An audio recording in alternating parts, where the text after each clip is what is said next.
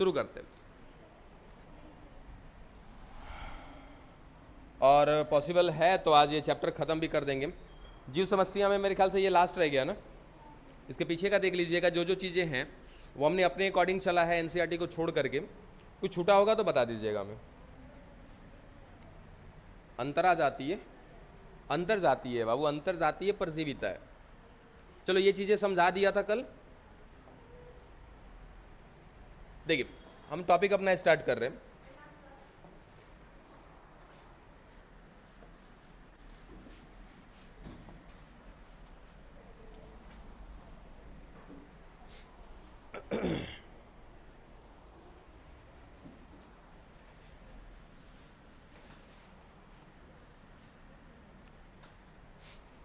शुरू करें? चलिए इस चार्ट को एक बार फिर से दिमाग में देख लीजिएगा। सभी के पास ये चार्ट है बुक में, ये वाली चीज़ें। अब इसमें से कहीं ना कहीं सर ये, या फिर यहाँ पे ध्यान दो सर, सहोपकारिता और उसके बाद सहभोजिता, ये कहीं ना कहीं क्या बताता है? धनात्मक रूप से पारस्परिक क्रिया को। चलिए इसमें सबसे पहला हम पढ़ रहे हैं क्या? देखो सहोपकारिता, या इसी को क्या कहते हैं बच्चा? एक नाम देते हैं सहजीवी संबंध। और अगर इसको बात करें इंग्लिश में तो म्यूचुअलिज्म बोलते हैं। इसका सिंबल क्या होता है? Plus plus. ठीक है, कुल मिला जुला कर हम ऐसा कहें कि सर कोई अगर एक जाति है ए, दूसरी जाति है बी, इन दोनों को ही क्या होने वाला है? फायदा होने वाला है। ठीक है, अब कैसे फायदा होगा? एग्जाम्पल के तौर पे याद रखिएगा किसको? लाइकेन को। लाइकेन कौन है पता है? लाइकेन कौन है? हाँ, ये लाइकेन है। ठीक है, लाइकेन का मतलब सर एक तरह का काई होता है। ठीक है, जो कहीं ना कहीं आप ऐसा कह लो कि सर एक कड़ी है।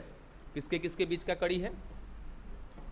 कवक और शैवाल के बीच का कड़ी है, जो इन दोनों से रिलेटेड अपने आप के अंदर लक्षण रखते हैं, उनको कहीं ना कहीं क्या बनाते हैं हम लोग? कड़ी बनाते हैं। ठीक है, तो सर ये जो है आपका लाइकेन, और ये लाइकेन जो है दो लोगों के बीच की कड़ी है। किसके किसके बीच की कड़ी है सर? कवक की और शैवाल के बीच की कड़ी है। अब अगर इन दोनों को देखो, ठीक है, समझना आराम से, सर कवक कैसे होते हैं? खड़े हो जाइएगा। कवक कैसे होते हैं? कवक कैसे होते हैं मतलब कि पोषणता के आधार पे कैसे होते हैं? स्वपोषी होते हैं, परपोषी होते हैं, कैसे होते हैं? परभक्षी होते हैं, क्या होते हैं? परजीवी होते हैं, परभक्षी होते हैं। किसका परभक्षण करते हैं ये?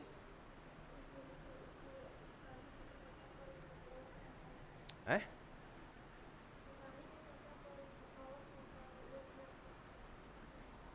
बैठ जाइए, गलत जवाब है। ध्यान रखिएगा, जो कवक होते हैं वो मृतोपजीवी होते हैं, सेप्रोट्रॉप्स होते हैं। ये अपना भोजन स्वयं नहीं बना सकते।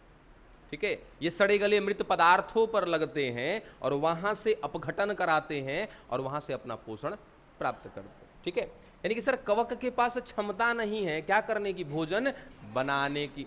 ठीक है, लेकिन हाँ, ये को क्षमता है इसके पास। वो क्षमता क्या है? कि जल तथा खनिजों का क्या कर सकता है? ये अवशोषण कर सकता है। बस समझे, जल तथा खनिजों का अवशोषण कर सकता है। चलो ठीक है, हालांकि हम समझ किसको रहे हैं? लाइकेन को। अब बाबू लाइकेन में दोनों का लक्षण होगा। किसका किसका सर? कवक का भी लक्षण है, शैवाल का भी लक्षण है। तो सर लाइकेन का वो भाग जो अपने आप को प्रदर्शित कर रहा है किसके जैसा? कवक के जैसा, उस भाग से क्या किया जाएगा? जल तथा खनिज लवण को अवशोषित कर लिया जाएगा। चलो ठीक है, और वो ला करके दे देगा किसको? शैवाल को दे दिया। सर शैवाल के पास क्षमता होती है क्या करने की? प्रकाश संश्लेषण करने की। ये प्रकाश संश्लेषण कर लेगा। यानी कि कुल मिला जुला कर हम ऐसा कहें कि सर शैवाल अपना भोजन बना सकता है। अच्छा अब बताओ कि सर अगर प्रकाश संश्लेषण करना है तो प्रकाश संश्लेषण के लिए जल और खनिज लवण का आवश्यकता है कि नहीं है? तो होगा क्या कि सर इस शैवाल को जल और खनिज लवण ला करके दे देगा कौन? कवक। अब बदले में शैवाल क्या बनाएगा?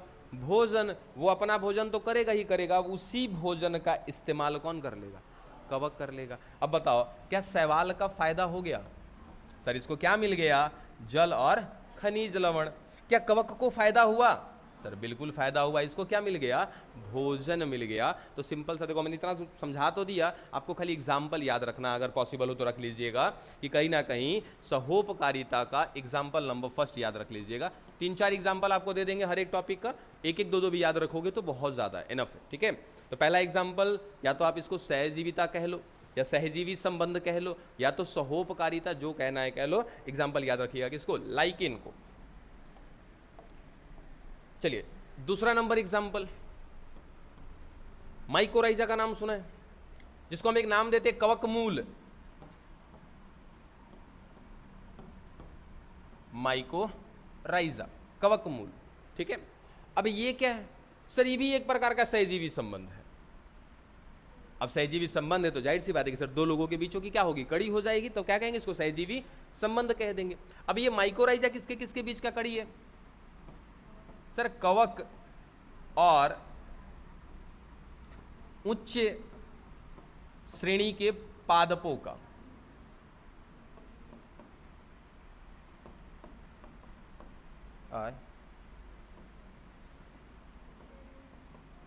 ठीक है, श्रेणी के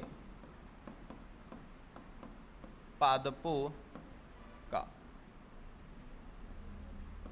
चलो सर ये सहजीवी संबंध है, याद यहाँ से भी बड़े को बहुत पहले सवाल पूछ दिए जाते थे, हालांकि बहुत ज़्यादा इजी सवाल हैं ये सभी, फर्स्ट ईयर में आपको पढ़ा रखा है इन सब चीज़ों के बारे में। तो माइकोराइजा क्या है, तो कवक और उच्च श्रेणी के पादपों के बीच का कड़ी हो गया, ठीक है। अब आगे सुनना, ये जो देखो ये वाइट वाइट वाइट वाइट दिख रहा है ना ये, ठीक है, ये जड़ निकाला गया है, किसी पौधे का जड़ निकाला है। अब किसी पौधे बोले तो किसका सर, उच्च श्रेणी। अब आपके पास ना दो चीज़ें बताते हैं, खड़ी हो जाना बच्चिए जरा तुम, एक है आवृत बीजी, दूसरा है अनावृत बीजी। इन दोनों में उच्च श्रेणी का कौन है, आवृत बीजी, पक्का। कारण बता सकते हो, आखिर क्या कारण है कि आपने उसको कह दिया उच्च श्रेणी का पादप है? कल को स्टेटमेंट लिखे था ना, score without learning is very dangerous. तुक्का मार देना बड़ी खतरनाक है, क्योंकि आप तुक्का मारे, हमने बैठा दिया, बोला सर सवाल पूछे हो गया, हमेशा फंसोगे, क्योंकि आगे की कहानी नहीं पता है ना। वो तो तुक्का मार के निकल गए थे, अरे दोनों में से कोई तो होगा, आने वाली गलतियों कहेंगे तो क्या कहेंगे, सर बैठा देंगे, हो गया, बैठ जाइए। तो हमेशा करते हैं। किसी को पता है कि काहे कहते हैं आवृत बीजी को उच्च श्रेणी का पादप? हाँ? बीज पाया जाता है इसीलिए। अच्छा, इसके बीज पर आवरण होता है। अच्छा, क्या ये केवल यही एक बिंदु जिम्मेदार है उसको उच्च श्रेणी में लाने के लिए? हाँ बताइए। अच्छा, पुष्प होता है, लैंगिक जनन होता है, भूल गए थे कि अनावृत बीजी में लैंगिक जनन नहीं अलैंगिक जनन होता है। अच्छा, पुष्प नहीं होता है, कोई बात नहीं है, पुष्प से क्या लेना देना लैंगिक जनन का, वो तो लैंगिक जनन कहाँ पे होता है, बीजांड के अंदर होता है। हाँ, पुष्प सर वो आकर्षण का केंद्र बनता है, जो दूसरे को आकर्षित करता है। दूसरे को कहने का मतलब सर किसको, ऐसे कारकों को जो आकर के क्या करा देंगे, परागण करा देंगे, ये चीज है। और कुछ बिंदु जो कहीं ना कहीं एक अनावृत बीजी से आवृत बीजी की अगर तुलना करें तो आवृत बीजी को आपने कहा बेस्ट है। चलो, एक ही कारण मिला अभी तक हमको। हाँ, द्विनिषेचन होता है। वाह रे, और कुछ? हाँ, तो बात तो वही हुआ सर, द्विनिषेचन से ही रिलेटेड है, वो तो एक एक बिंदु है, कह दो। एक अहम चीज छूट रहा है, एक सबसे अहम चीज छूट रहा है। अच्छा, पता है किसी को, पर किसी को अगर सबको बताया हमने, नहीं याद रखा है, वो आपकी बात है, कि जो जाइलम होते हैं, जो फ्लोएम होते हैं, ये एक प्रकार के जटिल अस्थायी ऊतक है। ठीक है, जटिल किसको कहते हैं, सरल किसको कहते हैं? सर, जब एक ही प्रकार की कोशिका के समूह से मिलकर के बना हुआ जो ऊतक होता है वो क्या कहलाता है? सरल कहलाता है। एग्जाम्पल के तौर पे सर ये देखिए, एक ऊतक है और इसमें ये रही सर एक ही प्रकार की कोशिकाएं दिख रही हैं, तो ये क्या कहलाएगा? सरल ऊतक कहलाएगा। सर एक और देख लेते हैं, ये देखो सर, ये भी एक ऊतक ही है, लेकिन देखो क्या हो रहा है सर, यहां पर अलग अलग प्रकार की कोशिकाओं का समूह मिल रहा है, ये क्या कहला जाएगा? जटिल ऊतक कहलाएगा। ठीक है सर, यहाँ पे एक प्रकार की कोशिका, यहाँ पर अलग अलग प्रकार की कोशिका। एक प्रकार की कोशिका का एग्जाम्पल याद रखिएगा, सभी लोग याद भी रखे हैं, पैरेन्काइमा, कोलेनकाइमा, स्क्लेरेन्काइमा, है ना, मृदुतक, स्थूलकोण और दृढ़। चलो ठीक है। जटिल का बात किया सर, जाइलम और फ्लोएम, यानी कि जाइलम और फ्लोएम में सर अलग अलग प्रकार की कोशिकाएं होती हैं। जिसमें बात करें तो सर जाइलम भी, सॉरी जाइलम जो होते हैं 4 प्रकार की कोशिकाओं से मिलकर के बने होते हैं, फ्लोएम भी 4 प्रकार की कोशिकाओं से मिलकर के बने होते हैं। ठीक है, अब इनकी तुलना में बात करोगे तो सर जाइलम जो होता है वो 4 प्रकार की कोशिकाओं से मिलकर के बना होता है। सर पहला क्या, वाहिका, दूसरा वाहिनी का, उसके बाद जाइलम रेशे, जाइलम मृदुतक। इसमें सबसे इंपॉर्टेंट क्या है कि जो आपका आवृत्त बीजी है ना, उस आवृत्त बीजी में कहीं ना कहीं वाहिका का उपस्थित होना, बस समझे, ये सबसे बेहतर पॉइंट बनता है उच्च श्रेणी के पादपों को प्रदर्शित करने के लिए। रीजन क्या होता है कि जो आपकी वाहिनिका होती है बाबू, वाहिनिका कुछ ऐसी होती है सर, यहाँ से जल का संवहन होता है। ठीक है, एक वाहिनिका दूसरे वाहिनिका के ऊपर जुड़ी होती है, इस तरीके से एक के ऊपर एक, एक के ऊपर एक। लेकिन समस्या क्या है कि सर ये संकीर्ण होती है ऐसे, इसमें गुहा तो है, यानी कि पानी तो जाएगा इसके अंदर से, लेकिन आने जाने का जो रास्ता है वो कैसा बच्चा, छोटा है। ये सर वाहिनिका है। अब जैसे ही बात करेंगे हम वाहिका का, तो वाहिका में तुरंत चेंज आ जाता है। ये देखो सर, ये वाहिका है, ठीक है, और ये केवल और केवल उपस्थित होता है किसमें, आवृत्त बीजी में। अब मेरे ख्याल से शायद भूल गए होंगे, उस समय आपको नहीं पढ़ाया होगा, पढ़ाया है, चलो याद रखिएगा कि उच्च श्रेणी का पादप क्यों कहेंगे। ठीक है, चलो बहुत कुछ समय पढ़ाया। देखो क्या बात कर रहे थे सर, हम लोग कवक मूल की बात कर रहे थे। कवक मूल के कहीं ना कहीं नाम क्या इसका दे रखा हमने, माइकोराइजा। अब सर ये है वो कवक, ठीक है, ये तो उच्च श्रेणी के पादपों में ये लगते हैं। अब सिंपल सा सर यहाँ भी वही लॉजिक आएगा कि सर पेड़ पौधे को, इस उच्च श्रेणी के पादपों को क्या चाहिए, जल चाहिए, और क्या चाहिए, खनिज चाहिए। सर ये अपना जल और खनिज नहीं ले सकता है, का ले सकता है, कोई दिक्कत नहीं है। ठीक है, अब तो वही बात हो गया ना कि सर यहाँ पढ़ रहे हैं बायोलॉजी, कहीं और अगर ऑप्शन मिल रहा है आपको पढ़ने का, नहीं पढ़ रहे तो आपकी मर्जी, नहीं पढ़ रहे तो ठीक है। बस वही चीज़ है कि सर पेड़ पौधे अपना जल और खनिज खुद अवशोषित कर सकते हैं, लेकिन इनकी जड़ों में पाए जाते हैं क्या बच्चा, कवक। और ये कवक क्या करते हैं कि जबरदस्ती जल और खनिज लवण क्या करेंगे, अवशोषित करेंगे और दे देंगे किसको बच्चा, उच्च श्रेणी के इन्हीं पादपों को जिनके जड़ों में ये पाए जा रहे हैं। ठीक है, क्या उस पेड़ का फायदा हो गया, क्या इस पौधे का फायदा हो गया। ठीक है, अब ये पौधा भोजन बनाएगा, भोजन बनाएगा तो क्या उसका भोजन उसकी जड़ों तक जाएगा, 100% जाएगा। और जब उसके जड़ों में जाएगा, इसके जड़ में कौन बैठा हुआ है, कवक, क्या इसका भी फायदा हो जाएगा, भोजन कर लेगा ना, सिंपल। ठीक है, 2 एग्जाम्पल हो गए आपके पास। पहला कौन था, लाइकेन, दूसरा कौन है, माइकोराइजा। लाइकेन किसके किसके बीच में आपने देखा था, शैवाल और कवक के बीच में। माइकोराइजा किसके किसके बीच में, कवक और उच्च श्रेणी के पादपों के मूल के बीच में। चलो सर एग्जाम्पल नंबर 3, अंजीर देखा है, खाया अंजीर, लड़कियों को खाना चाहिए, ठीक है, खा सकते हो आप, क्योंकि कहीं ना कहीं इससे आपका हीमोग्लोबिन रेट थोड़ा सा बढ़ता है, ब्लड साफ होता है। अभी कोई ना कहे कि सर बॉडी हमारा में हीमोग्लोबिन है, ठीक है, होना अच्छी बात है, लेकिन कहीं ना कहीं इसका जो कार्य होता है बेहतर होता है, ये आपके शरीर के लिए सुटेबल होता है। चलिए अब आगे समझिएगा जरा, ये वो अंजीर है, अंजीर का पुष्प है, यही होता है, ऐसे ये वाला भाग निकाल दिया जाता है, यहाँ से काट करके इसको निकाल दिया जाता है। अब एगो पुष्प से 4-5 को जो भी बन जाए आपका अंजीर बन जाएगा। इसको सुखा लिया जाता है, थोड़ा सा टेस्ट अजीब होता है, लेकिन कहीं ना कहीं ज़्यादा फायदेमंद होता है। हाँ, अच्छा ही लगता है, हम तो बड़ी खाए हैं बाबू इसको कोनो फायदा नहीं किया था हमको ही। चलो अब आगे सुनो, ये बर्र समझते हो सर, ये एक प्रकार का कीट है, ठीक है, सुनना आराम से। सर बर्र क्या है, एक प्रकार का कीट है, बाकी अंजीर तो आप समझ ही रहे हो। तो क्या होता है कि सर जो अंजीर का पुष्प होता है ना, इसके पुष्प में एक कीट रहता है, रहता क्या है, उसमें चला जाता है रहने के लिए, ठीक है। अब वो कीट कौन है, सर बर्र है, ठीक है। अब होता क्या है कि सर वो कीट इसके पुष्प में आता है और आने के बाद अंडे देता है, यानी कि वो कीट, वो बर्र क्या करता है, अपने अंडों को कहां पर देता है, अंजीर के पुष्प में। सर इस कीट ने अंडे दिए, लेकिन वो अंडे कहां पर दिए, उस अंजीर के पुष्प में दिए। अच्छा चलो अब बताओ अंडे को क्या फायदा हुआ, या फिर इस बर को क्या फायदा हुआ कि सर इसको लोकेशन मिल गया अंडा देने के लिए, ठीक है। जब अंडे धीरे धीरे बड़े होंगे, क्या उस पुष्प के अंदर मकरंद होंगे, क्या रस होगा, क्या पोषणीय पदार्थ होगा, क्या उसके अंडे को पोषण मिल जाएगा, क्या बोलो, मिला ना। चलो ठीक है, क्या बर का फायदा हो गया? हाँ सर, बर का भी फायदा है, इसके अंडे का भी फायदा है। बर ने अपने अंडे को देने के लिए एक जगह खोज लिया और इसके अंडे को क्या मिल रहा है सर? पोषण मिल रहा है उस पुष्प से। दोनों कंडीशन में इसका क्या हो रहा है? फायदा हो रहा है। अभी पुष्प का क्या फायदा हो गया? क्योंकि हमको क्या देखना है भाई, प्लस प्लस वाली बात आनी चाहिए। परागण करा देगा, क्योंकि जब ये कीट आएगा अंडे देने के लिए, उस दौरान इस पुष्प के पराग कण इधर उधर हो सकते हैं उसकी सहायता से। कुल मिला जुला के सर पुष्प का क्या हो जाएगा? परागण हो जाएगा। पॉलिनेशन बोलते हैं इसको ना। अब बताओ, क्या इस पुष्प का भी फायदा हो गया? ठीक है, ये भी क्या है बच्चा? एक प्रकार का सहोपकारिता है। 3 एग्जाम्पल हो गया। चौथा की बात करें, ये क्या दिख रहा है सर? ये आर्किड एक पौधा है, ठीक है। ज्यादातर ये सजावटी पौधे होते हैं आर्किड, इंग्लिश में कहते हैं ऑर्चिड,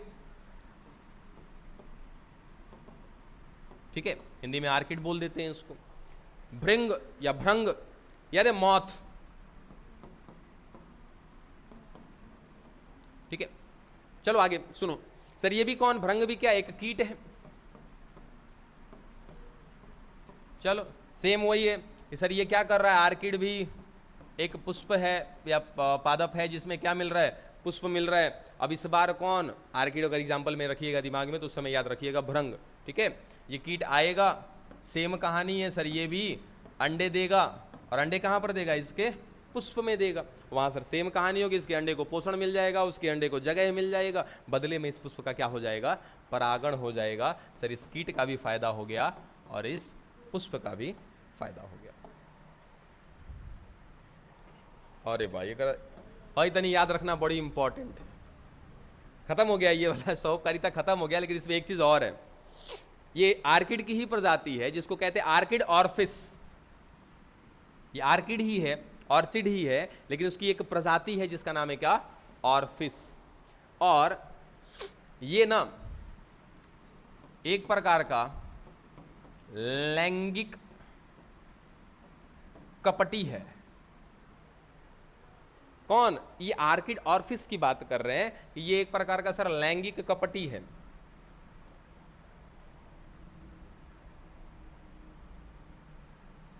समझाते हैं इसका मतलब क्या।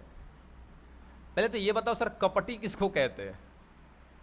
या कपट? कपटी या कपट? है? अब लोकल भाषा में सीधा सीधा कहो सर, जो तिरिया चरित्र जानता है? अरे मैंने कुल मिला जुला के कहने का मतलब सर जो छल कपट करता है, ठीक है। छल मतलब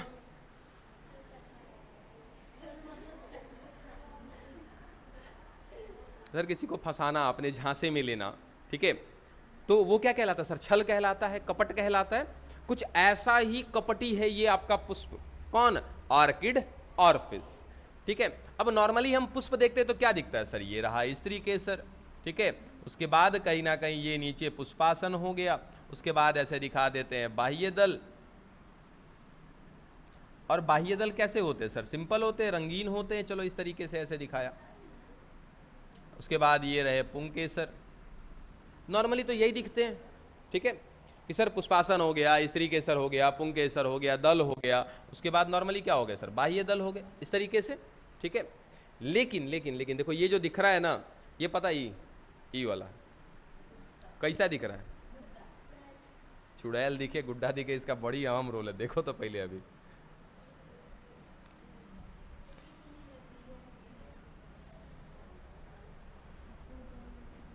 देखो होता क्या है सर, ये जो आर्किड ऑफिस है ना, इसका जो पुष्प है और इसके पुष्प का जो दल है, ये वाला जो परिवर्तन हुआ है ना, जो गुड्डे की तरह आपको दिखाई दे रहा है, ये सर इसी का भाग है। यानी कि इसने अपने आप में क्या करा है? चेंज लाया, रूपांतरित किया। हाँ, ज्यादातर पर्पल कलर के होते हैं, सफेद रंग के भी होते हैं।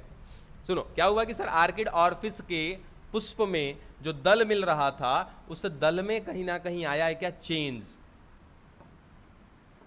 ठीक है, और चेंज करके उसका दल बदल चुका है, देखने में ऐसा लगता है कि मादा मक्खी है। देखो बहुत ज्यादा जूम करा है आपने इसको, इसलिए आपको गुड्डा दिखे या जो भी दिखे, ठीक है, मतलब थोड़ा दूर से देखोगे ना, पुष्प इतना बड़ा थोड़ी होता है। पुष्प क्या होता है सर, छोटे से होते हैं पुष्प, ठीक है। अब उस पुष्प पे अगर उसका एक पंखुड़ी ने क्या किया, रूपांतरण किया, चेंज किया अपने अंदर, दूर से देखोगे तो क्या दिखाई देगा, मक्खी के जैसा दिखाई देगा, ठीक है। तो वही हमने बोला क्या कि सर अपने आप को कुछ ऐसा चेंज किया इसके पंखुड़ी ने कि लग रहा है कि क्या है, कि मादा मक्खी है। अब तो कल्याण हो गया नर मक्खी का, समझे। अब कहीं से, अच्छा मक्खी पुष्प पे लगती है, असर लगती है, काय लिए, मकरंद के लिए, स्वाद के लिए, पोषण के लिए, ठीक है। अब नर मक्खी बेचारा जैसे इसको देखेगा लार टपकाता हुआ दौड़ा लाएगा, समझे, काय लिए, क्योंकि क्या दिख रहा है उसको, मादा मक्खी दिख रही है, ठीक है। अब आने के बाद एक प्रक्रिया हमने आपको जनन के चैप्टर में पढ़ाया था, मैथुन, याद है क्या, कॉपुलेशन। मैथुन का मतलब क्या होता है कि सर मैथुन एक वो प्रक्रिया है जिसको आप सहवास का भी नाम दे सकते हो, जहां पर कहीं ना कहीं एक नर है एक मादा है, उनके शरीर से युग्मकों का स्खलन होना, यही क्या कहलाता है बच्चा, मैथुन कहलाता है, ठीक है।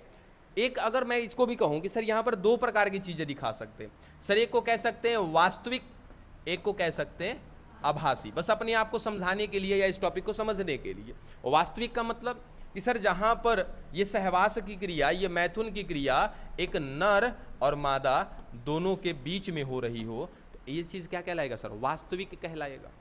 अब यहां पर का ये बेचारा भ्रम में है ना, क्या समझ रहा है कि भाई ये कौन है, मादा मक्खी है। अब यहां पर आ करके और मैथुन की क्रिया करना शुरू करता है, जबकि ये एक्चुअल में रियल है क्या, नहीं। अब मैथुन की क्रिया के पश्चात क्या हो जाएगा सर, इसका मैथुन हो जाएगा, इसके शरीर से कहीं ना कहीं इसके युग्मक बाहर चले आएंगे। और एक वर्ड और बताया था, सुखाभास, याद है क्या,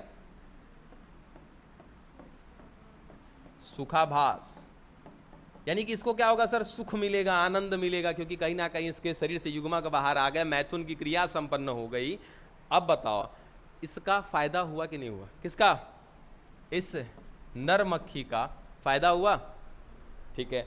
अब इस पौधे का सर इतना कुछ कार्यक्रम चल रहा है, क्या इसका परागण भी ना हो सकेगा, का होगा ना सर, इस पुष्प का भी क्या हो गया, फायदा हो गया, इस नर मक्खी का भी क्या हो गया, फायदा हो गया। तो ये एक प्रकार का क्या है, सहोपकारिता है, ठीक है। इसको एग्जाम्पल में याद रख लीजिएगा। और इस पुष्प को क्या बोलते हैं हम लोग, लैंगिक कपटी बोलते हैं। अब काहे लैंगिक कपटी बोला, समझ में आया ना, क्योंकि सर इसने अपने आप को कुछ इस प्रकार परिवर्तित किया है कि नर मक्खी आएगा लैंगिक जनन करने के लिए, या एक तरीके से मैथुन की क्रिया को संपन्न करने के लिए, इसने उसको भ्रम में डाल दिया, इसीलिए इसको क्या बोलते हैं, लैंगिक कपटी या लैंगिक कपट करने वाला पुष्प बोलते हैं। कौन, ऑर्किड का ऑर्फिस प्रजाति। खत्म, चलो सर पहला हमने खत्म कर दिया क्या, सहोपकारिता। सहोपकारिता का मतलब क्या था कि जहां पर दोनों का फायदा हो, ठीक है। यहां पर क्या है सर, सहभोजिता है। अब सहभोजिता का मतलब क्या होता है, कॉमेंसिलिज्म। अब इसमें क्या होता है सर, एक का फायदा होगा और दूसरे का ना तो फायदा होगा ना ही नुकसान होगा। चलो आगे पढ़ते हैं सर, वापस से ऑर्किड लिखा। हाँ भाई ऑर्किड, ज्यादातर ऑर्किड मैंने क्या बोला है, ये आपके सजावटी पौधे होते हैं, ठीक है। अब होता क्या है कि सर ऑर्किड की ऐसी भी कुछ प्रजातियां हैं जिनके तने बहुत ज्यादा कमजोर होते हैं। सर इसका तना कैसा है, बहुत ज्यादा कमजोर है, बात नहीं करिए, समझिए, इसका तना हो गया बहुत ज्यादा कमजोर। और ये ज्यादातर क्या होते हैं कि सर आम के पौधे पर, आम के पेड़ पर मिलते हैं। अब क्या सर वो आम का पेड़ इसको सहारा दे रहा होगा क्या, चढ़ने में मदद दे रहा होगा क्या? देखो खुद से देखो सर, ये आम का ही पेड़ है। हाँ भाई पतैया नहीं लग रहा है तुमको देखने से? अरे कोई बात नहीं, आम का नहीं है, आम का नहीं है, हटाओ, काम खत्म करो। यहाँ लिखे हैं ना आम, खामखा डिस्कशन होगा आप लोगों का, ठीक है। तो वहाँ पे ध्यान रखो, पिक्चर मत देखो, बस खाली पिक्चर में क्या देखो, ऑर्किड को देखो कि सर ये को पेड़ पे चढ़ा हुआ है, इसका तना क्या है, कमजोर है। इसको क्या मिल गया, सहारा मिल गया। किससे सहारा मिल गया सर? इस आम के पौधे से इसको सहारा मिल गया, ठीक है। नहीं इसका फूल नहीं है, ये ऑर्किड है, ठीक है। अब अगर मैं देखूं इस ऑर्किड का क्या हुआ सर, फायदा हुआ? इस ऑर्किड का फायदा हुआ, मुंडी हिला रही हो, कुछ ही फायदा हुआ? कुछ हो नहीं हुआ सर, नुकसान हुआ। अरे तो सहारा मैंने आपको दिया तो आपको फायदा हुआ कि मुझे? अरे सॉरी, ऑर्किड बोला, ऑर्किड का क्या हो गया? फायदा हो गया, मिस्टेक। बाकी इस आम के पेड़ का क्या हुआ? नुकसान? कुछ नहीं हुआ बाबू। तो जबर चल भाई आजा, चढ़ जा, सहारा ले ले, कोई दिक्कत की बात नहीं है। उसको ना तो फायदा हुआ ना ही नुकसान हुआ। तो ये स्थिति क्या कहलाती है? सहभोजिता कहलाती है। चलो पहला एग्जांपल याद रखिएगा सहभोजिता का। ये एग्जांपल नंबर सेकंड, बार्नेकल, कल बताए थे ना इसके बारे में, ठीक है सर। ये बार्नेकल जो है एक प्रकार का कीट है, ठीक है, और ये मिल कहां पे रहा है? देखो, वेल के त्वचा पर मिलता है। वेल मछली जो होती है समुद्र में, इसकी त्वचा पर जाकर के ये कीट क्या हो जाते हैं? चिपक जाते हैं, और चिपक के उसके साथ साथ घूम रहे होते हैं। चलो ठीक है भाई, चिपक के उसके साथ साथ घूम रहा है। अब तो जैसे जैसे ये वेल मछली इधर उधर घूम रही है, पानी में क्या है सर? पोषणीय पदार्थ है। ये कीट है, उसके साथ साथ घूम रहा है, पोषणीय पदार्थ को ले रहा है। उसके साथ साथ क्या होता है कि जैसे जैसे जब जब ये वेल मछली ऊपर सतह पर जाती है, ऊपर सतह पर क्या होते हैं? पादप प्लावक होते हैं। अब पादप प्लावक कौन सर? वे, आप ऐसा कहो कि सर निम्न श्रेणी के पादपों में भी गिनती उनकी नहीं कर सकते हैं, या कर सकते हैं, जैसे आपका क्लेमाइडोमोनास हो गया, है ना, साइनोबैक्टीरिया वगैरह। तो ये क्या है सर? कि ऐसे हैं जो प्रकाश संश्लेषण कर सकते हैं, पानी की सतह पर मिल रहे हैं, इनको क्या बोलते हैं? पादप प्लावक। डाइएटम, डाइनोफ्लैजिलेट्स, क्राइसोफाइट्स, ये सब याद है आपको? सब पढ़ाया ना, ठीक है। तो ये सभी क्या सर? पादप प्लावक है, ये पानी की सतह पर है। और जैसे वेल मछली जाएगी सतह पर ना, अब क्या है कि सर इसी वेल मछली के त्वचा पर ही भी मिल रहा है, ये बाहर निकलेगा, जैसे ही उस पानी की सतह पर वहां पर मिलने वाला जो भी पादप प्लावक होगा उसको खा जाएगा। पादप प्लावक, इस पादप प्लावक को खा जाएंगे कौन? बार्नेकल। किसकी सहायता से सर? वेल की सहायता से। वेल का क्या फायदा क्या नुकसान? कुछ नहीं सर, वेल की सतह पर मिल रहा है, ना तो वेल को नुकसान पहुंचा रहा है ना ही फायदा पहुंचा रहा है। उल्टा क्या कर रहा है सर? अपना केवल फायदा कर रहा है, इसका ना ही फायदा हो रहा है ना ही नुकसान हो रहा है। तो बार्नेकल भी याद रख लीजिएगा। ये किसमें? सहभोजिता में। तीसरा, ये तो खुद ब खुद समझ जाओगे। बार्नेकल लिख दिया इसमें गलती से। अरे जा कोची, जाएंगे कहाँ, यहीं रहेंगे।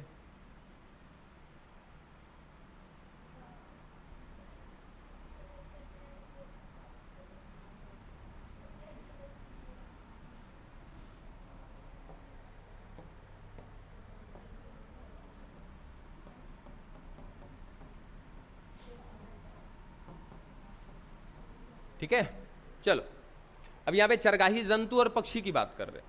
होता क्या है कि जब भी आप देखोगे ना खेतों में, तो जो चरगाही जंतु जो हैं, गाय भैंस, वो क्या हो रहे हैं सर? चल रहे होते हैं, घास चर रहे होते हैं, और उनके पैरों से टकरा करके उस घास में रहने वाले कीट क्या होते हैं सर? यहाँ से उड़ते हैं। आज ऐसे उड़ता है, संगे संगे बगुला भी घूमता है, उन्हें से कीट उड़ेगा तब से उखा के फरिया देगा उसको। समझ गए? तो अब सर चरगाही जंतु का क्या हो रहा है? कुछ नहीं हो रहा, वो तो सर अपना काम कर रहा है, चुपचाप मुड़ी गोद के अपना खा रहा है। चरगाही जंतु का हो रहा है सर? ना तो फायदा हो रहा है ना ही नुकसान हो रहा है, इसका कुछ नहीं हो रहा है। लेकिन जैसे इसके पैर से कुछ कीड़े टकरा रहे हैं, वो क्या हो रहे हैं सर? बाहर आ रहे हैं, और बाहर आने के बाद उनको कौन खा जा रहा है सर? यहाँ से कीट बाहर आ रहे हैं इनकी वजह से, और उनका सेवन कौन कर ले रहा है? पक्षी कर ले रहा है। उस पक्षी का क्या हो गया? फायदा हो गया। ठीक है, कितना? 3 हुआ, एक और होगा इसका एग्जाम्पल। अच्छा 1 मिनट, हर चीज़ तुम लोग को पढ़ाया हमने, क्या देख के पिक्चर समझ में आ रहा है कि ये कौन? अच्छा मछली, इसका क्लाउन नाम है, क्लाउन फिश बोलते हैं इसको। ठीक है, हम मछलियाँ नहीं पूछ रहे हैं, हम हई पूछ रहे हैं, हई का है? और रहता था ना, पता नहीं है, लेकिन ये हमने पढ़ाया है, बताओ। अच्छा समुद्री एनीमोन बोलते हैं इसको। चलो ठीक है कौन? लिख दिया इसीलिए बोल रहे हो। अब बताओ है क्या? सिलेंट्रेटा पढ़ाया आप लोग को? सिलेंट्रेटा वर्ग का एक समूह है ये। ठीक है, अरे समुद्री पादप है या फिर समुद्री जीव है, का है कुछ नहीं पता चल रहा। सिलेंट्रेटा कौन था? पॉरीफेरा सिलेंट्रेटा टिनोफोरा, क्या है ये? संघ है। कौन बोला है समूह है? के बोला एकरा में से? संघ है, संघ, समूह बोला है कोई। संघ और समूह में बड़ी अंतर है बाबू। ठीक है, चलो खैर कोई नहीं, याद रखिएगा कि सिलिंड्रेटा एक संघ है, उसी संघ का एक जीव है बाबू, जिसका नाम है क्या?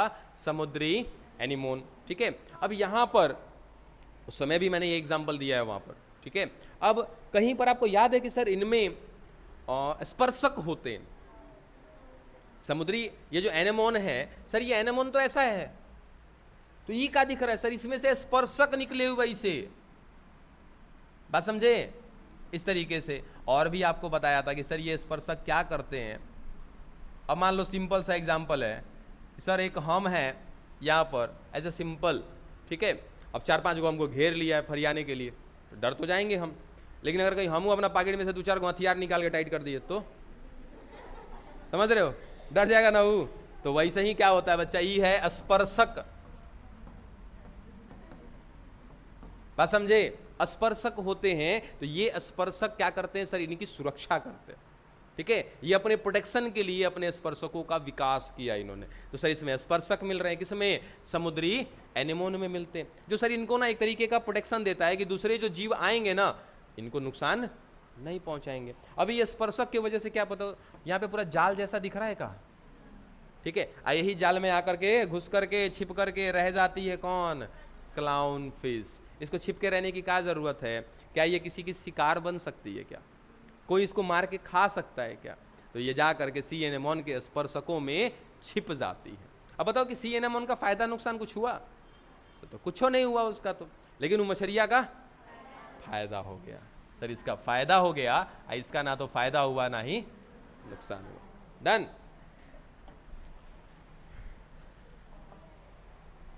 चलो ये खत्म हो गया।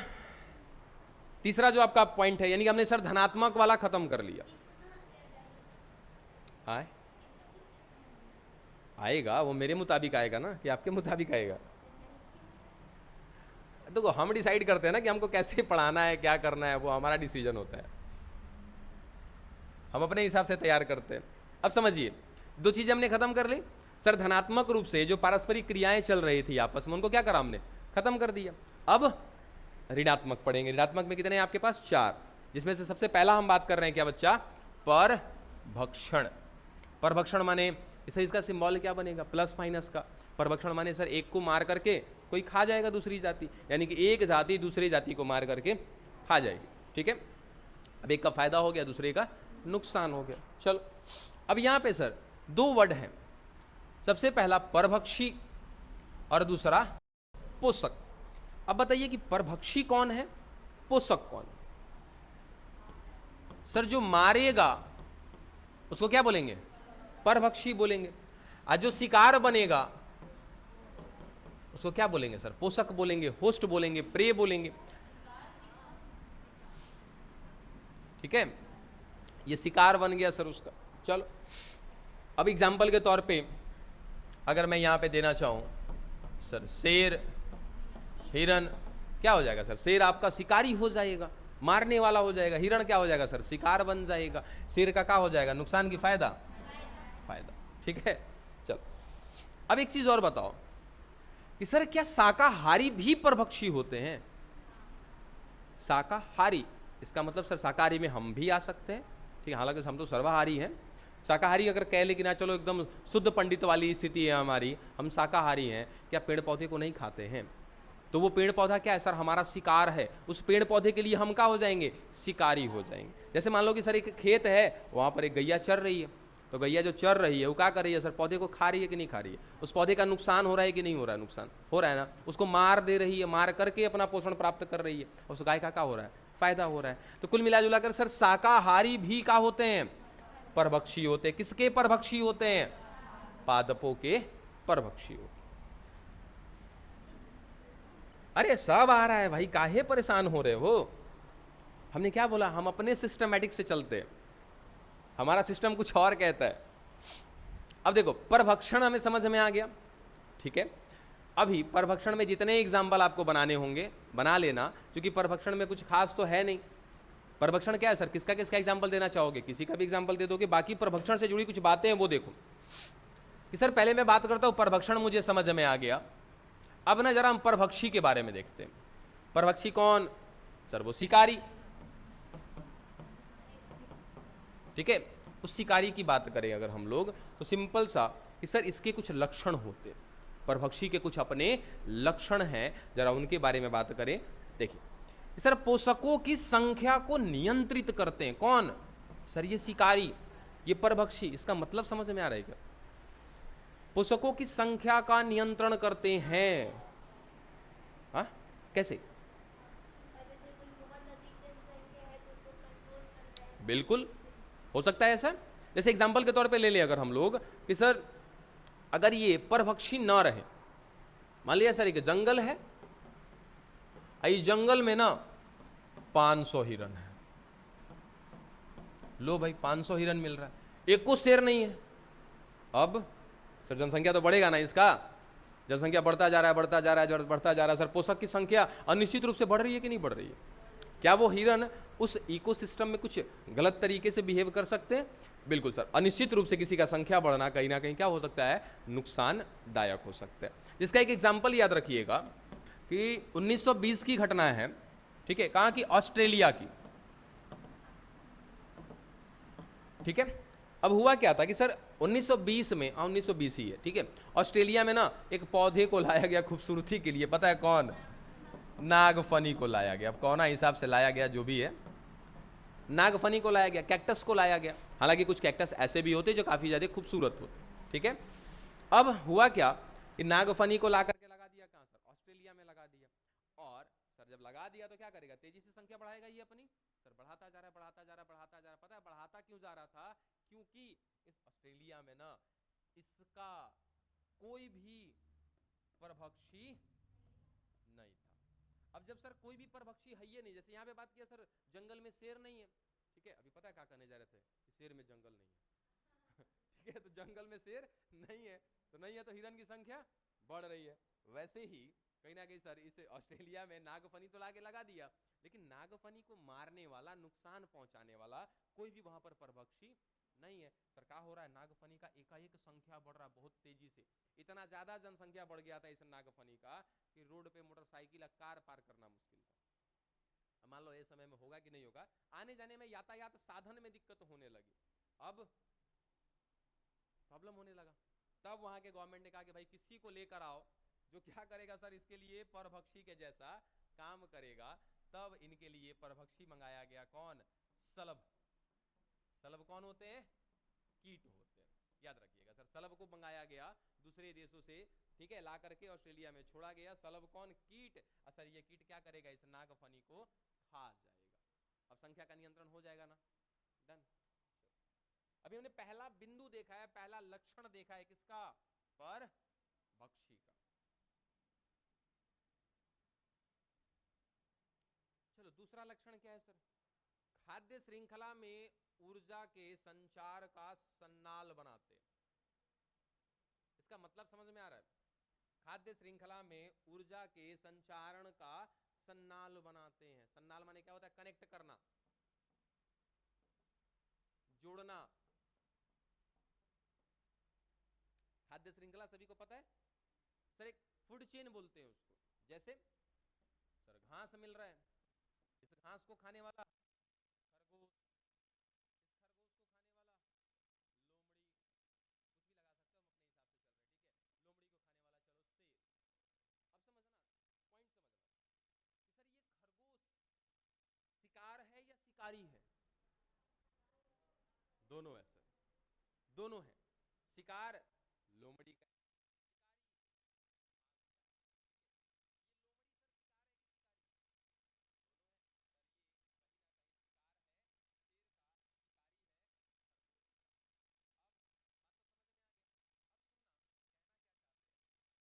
ना चलो यहाँ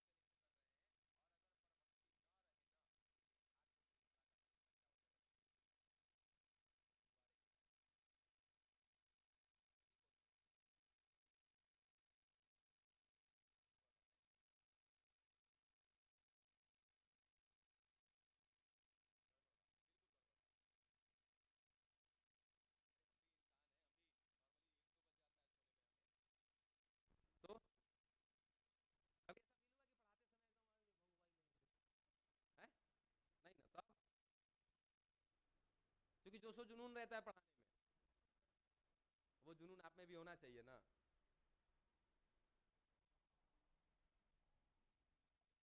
कोई कुछ कह रहा है? देखो बाबू, क्या होता है ना कि हम लोग पढ़ेंगे आगे चल करके, आएगा कि जो सबसे टॉप मोस्ट लेयर में होते हैं ना, उनका कोई शिकार ही नहीं होता। अरे सुनो, उनका अपघटन होता है। समझ में आया? इनको कौन खाएगा? अच्छा ये बताओ, एक मिनट एक मिनट, शेर के खाए वाला कौन है? जाओगे? आज तो डिनर बनेगा।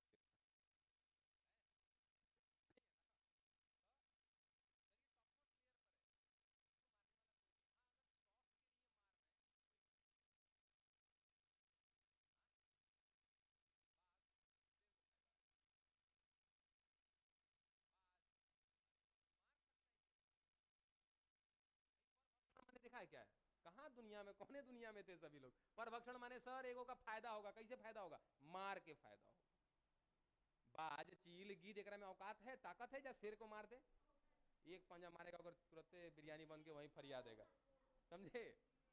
बिरयानी बना लेगा उसका। तो सर इसको मारने वाला कोई नहीं है। जब हम लोग खाद्य श्रृंखला पढ़ेंगे, फूड चेन पढ़ेंगे, तो वहां पर बात करेंगे जो लोग अपर मोस्ट लेयर में आते हैं, खाद्य श्रृंखला के जो सबसे उच्च श्रेणी में आते हैं, इनका प्रभक्षण कोई नहीं करता। तब क्या होता है सर? ये मृत्यु होती है जब इनकी किसी कारणवश, तो इनका अपघटन होता है। अपघटन करने के लिए कौन जिम्मेदार? सर अपघटक जिम्मेदार होते हैं। अपघटक कौन होते हैं? वे सूक्ष्म जीव होते हैं जो मृत सड़े गले पदार्थों में उपस्थित कार्बनिक पदार्थों को क्या करते हैं? सरल कार्बनिक पदार्थों में बदलने का काम करते हैं। जैसे सर कुछ बैक्टीरिया हो सकते हैं, कुछ सूक्ष्म जीव हो सकते हैं, कुछ आपके कीट हो सकते हैं, केचुआ वगैरह, ये सभी के सभी होते हैं। तो इनको मारने के लिए इनका प्रभक्षण करने वाला कोई नहीं होता है। बात समझ में आ गई? आगे बढ़े? चलो सर तीसरा बिंदु,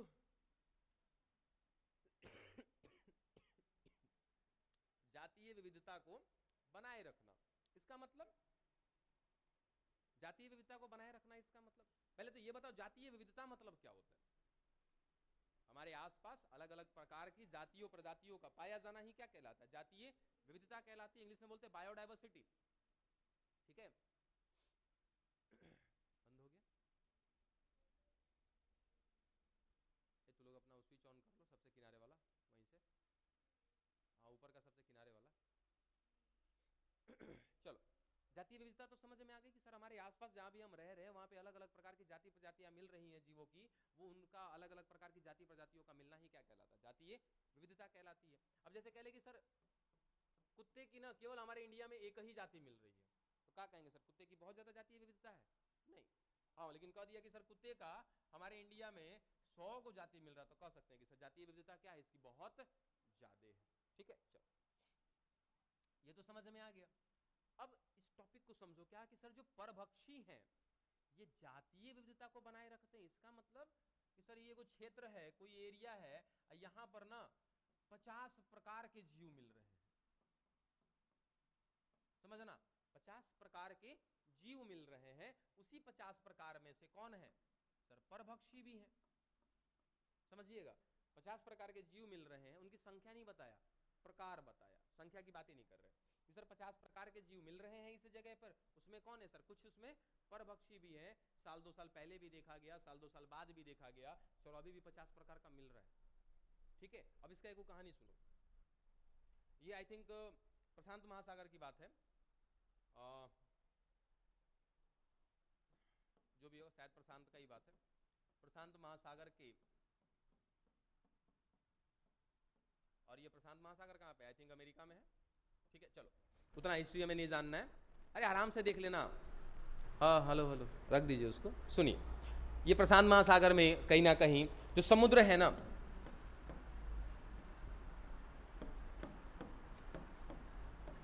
तो समुद्र के किनारे पर या समुद्र के तट पर मिलते हैं कुछ चट्टान, कुछ पत्थर। ठीक है, और इस पत्थर पर मिलती है कौन? तारामीन। ठीक है, स्टार फिश। ठीक है, समझने की कोशिश करिएगा हुआ क्या, आपको बताना क्या चाह रहे हैं कि सर ये जगह से कोई मतलब नहीं है हमें, मतलब किससे? कि सर समुद्र के तट हैं, वहां किनारे पर क्या मिल रहे हैं? पत्थर मिल रहे हैं। उस उसके पत्थरों पर कौन पाया जा रहा है? तारामीन। अब पत्थरों पर नहीं पाया जा रहा सर, समुद्र में होते हैं, समुद्र की लहरों के साथ पत्थरों पर आते हैं, फिर जाते हैं, फिर आते हैं, ऐसे घूमते रहते हैं, ठीक है। तो कुल मिला जुला के सर वहां पर कौन मिल रहा है? तारामीन मिल रहा है, ठीक है। अब कुछ वैज्ञानिकों ने कुछ दिमाग लगाया इस पॉइंट को साबित करने के लिए कि जातीय विविधता के लिए कौन जिम्मेदार होते हैं? परभक्षी भी जिम्मेदार होते हैं। इसके लिए कहीं ना कहीं उन्होंने क्या किया कि सर उस तट पर जो ये तारामीन मिल रही थी ना, ये जो मछली मिल रही थी, ये स्टार फिश, इसको हटा दिया यहां से, इनको यहां से हटा दिया। अब जैसे जैसे बाहर आते थे उनको वहां से हटाते जाते थे, ठीक है। एक वर्ष के बाद, मान लिया जाए कि सर ये वही समुद्र का किनारा है, ठीक है। एक वर्ष के बाद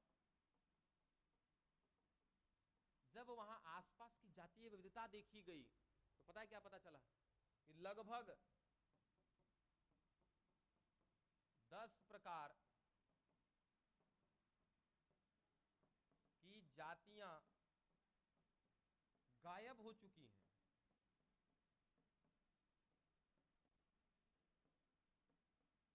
बात समझे? 10 प्रकार की जातियां गायब हो चुकी। अब ये कैसे हुआ भाई? तब उनके कॉन्सेप्ट दिमाग में गई कि ये जैसे, अब इसको समझाते हैं आपको, यहां पे समझाते हैं, उसके बाद फिर इस टॉपिक को समझेंगे। हुआ क्या कि जैसे मान लिया जाए कि सर ये स्टार फिश है, ऐसा हुआ कैसे? सर ये स्टार फिश वहां पर मिल रहा है सर 4 प्रकार की जाति। देखो जैसे suppose A B C D. अब ये स्टार फिश सर ए को भी,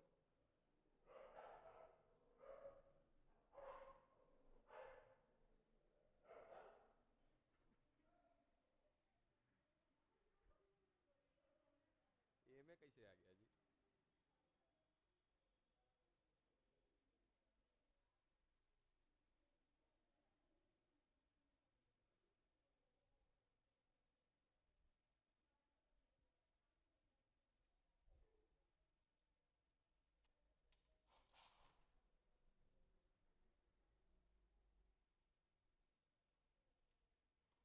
संजोग मनाओ कि गेटवा नहीं खुला तो यही में आ जाता सर। तू लोग गायब हो जाते सर, हम बचा लेते, हम पर बख्शी हैं, टेंशन नहीं लो। चलो आगे सुनो।